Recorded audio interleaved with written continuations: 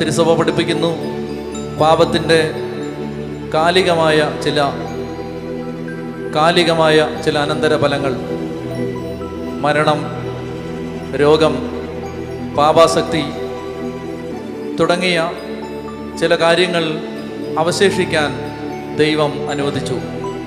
പാപാസക്തി, പാപം ചെയ്യാനുള്ള ചായ്വ് നിലനിൽക്കാൻ ദൈവം അനുവദിച്ചത് നമ്മിൽ വസിക്കുന്ന പരിശുദ്ധാത്മാവിൻ്റെ ശക്തിയാൽ നാം സമരം ചെയ്ത് അതിനെ തോൽപ്പിക്കാൻ വേണ്ടിയിട്ടാണ്.